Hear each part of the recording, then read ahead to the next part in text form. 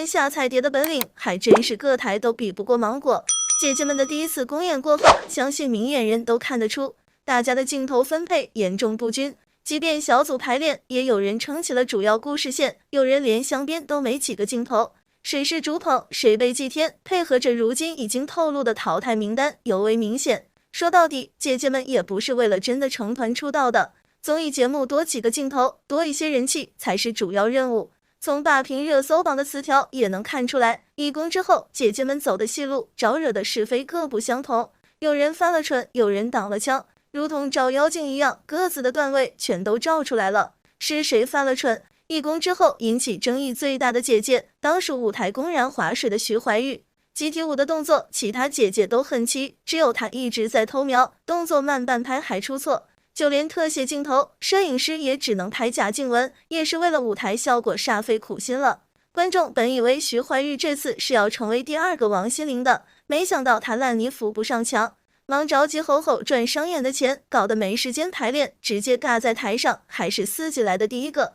结合之前在现场的观众说拉票时贾静雯内涵徐怀钰不排练的瓜，也就理清楚了原委。但徐怀钰方面的态度又火上浇油，不向团队的成员道歉，反倒故意发文硬刚贾静雯，走起4X 路线。团队的回应更是激起路人怒火，长篇大论没有一句反省之言，通篇卖惨说他很累很辛苦。网友的翻译也是说明了真实意图。可既然行程排不开忙商演，又何必接下姐姐的节目，侮辱观众的眼睛，拖别人的后腿？更绝的是，徐怀钰的铁粉刘维也跳出来作妖，把划水的缘由归结到经纪人身上。好精彩的一出戏啊！而且抓马的是，这一组的其他姐姐里又有陈意涵，是谁还没忘记花少儿？不知道她对这一幕会不会似曾相识？而陈意涵本身也翻了蠢。节目里贾静雯和老公修杰楷视频播通后，她反倒第一时间开口抢话。贾静雯一说话，陈意涵就打断，把话接过来自己说。贾静雯本来是想和老公吐槽练舞很累的，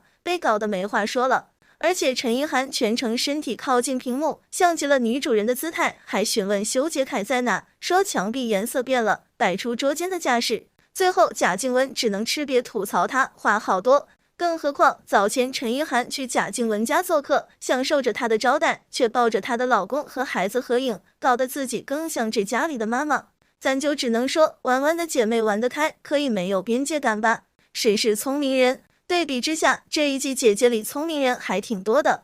舞台是要看实力，但本身就不是唱跳专业的姐姐，只能拼态度。这也是宁静团至今都无法超越的原因。尤其是对比徐怀钰的敷衍应付，很多姐姐都拿出了拼命练的架势。比如邱瓷炫，孤单芭蕾有4句韩语 rap， 但从未尝试过说唱的邱瓷炫，为了呈现更好的舞台效果，特地飞去韩国请教自己的老师，学会了以后，又特地飞回长沙继续排练。如此真诚的态度，也很难让网友对他不喜欢。即便被网友调侃跳舞如同自己的生活一样一顿瞎忙，不知道在忙什么，但是动作全部跟上，彩排时还因力度太大从水里摔倒，即便跳得不完美，还是收获了一片好评。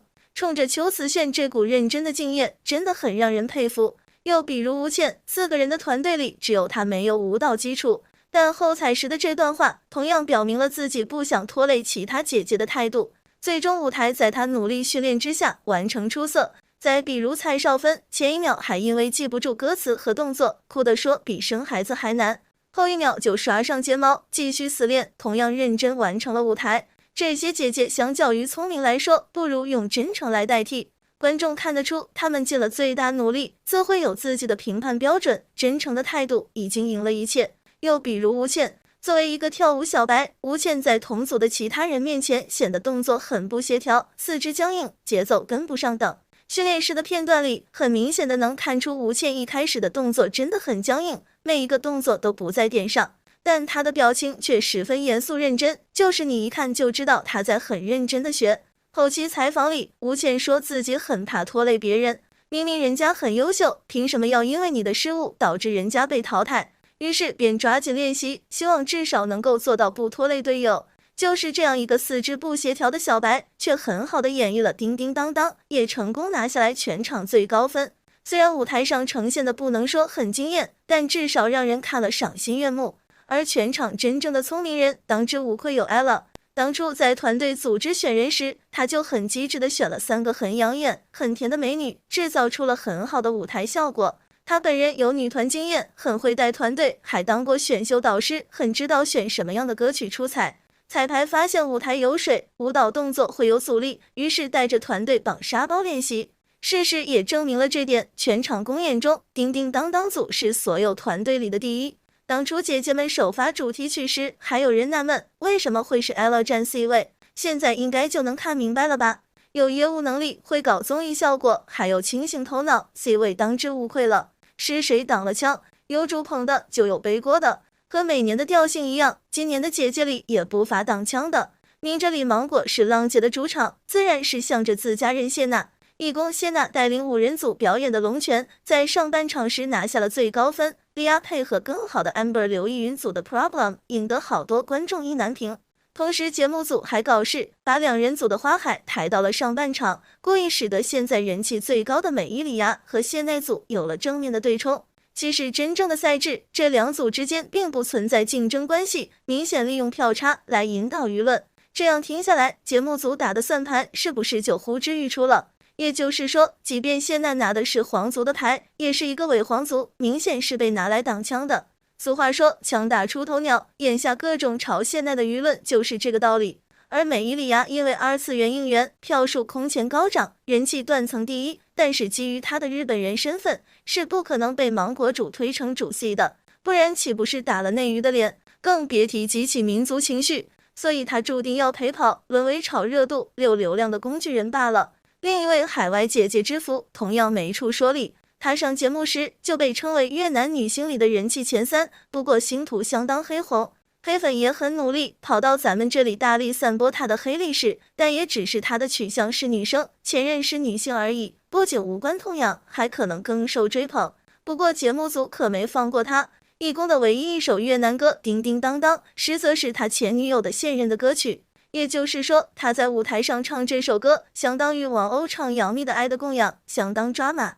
而且其中有一句歌词：“我们什么时候可以结婚生很多的小孩？分给队内的谁都不合适，只能知福顶上。”眼下已经有人发现知福的前女友和刘奕云 Amber 长得有7分相似，不知道后续芒果会不会炒起真人 CP？ 如果是这样，那就指定又是一个流量工具人了。据网友爆料，浪姐4整个节目都有完整的剧本，网上甚至流出一份浪姐4整季的剧本设定，从1公到5公的赛制以及淘汰名单全部曝光，甚至11人的成团名单都写得一清二楚。1公阶段将淘汰5位姐姐，她们分别是陈冰、王佳宇、许静韵、唐伯虎、卡捷琳娜。2公淘汰4位姐姐，分别为赵丽娜、李彩桦、王小敏、吴倩。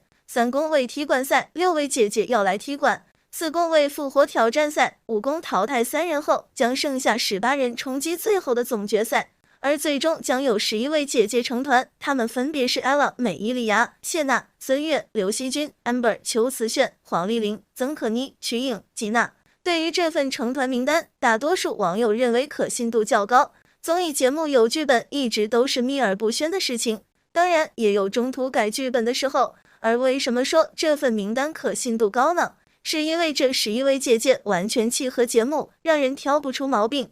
ella、美伊里亚、谢娜、刘惜君、Amber 这5位姐姐是目前节目中的人气王，尤其是美伊里亚出舞台极乐净土后，开启了人生的高光时刻。解锁直拍的投票环节，美伊里亚已经接近7000万投票，这是让人无法想象的支持度。孙悦、黄丽玲是本季所有歌手中绝对的实力派，姐姐们首次见面时，孙悦更是压轴出场。瞿颖可以看成乘风破浪的意义，不为年龄挑战自我。邱瓷炫是演员中的代表，成团也在情理之中。吉娜一直备受芒果台喜欢，曾可妮是年轻一代的代表。这11位姐姐有能够成团的充分理由，但由于这一季的姐姐们都自带爆点，实力与话题都在，最终没有成团的人还是让人感觉到遗憾。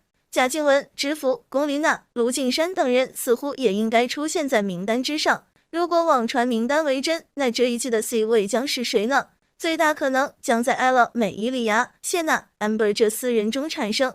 浪姐已经办了4季，即便舞台上机器人不同，但剪辑搞事的手法还真是年年相似。走到最后，既然注定是一场资本游戏，普通观众就观赏舞台就好，没必要太真情实感了。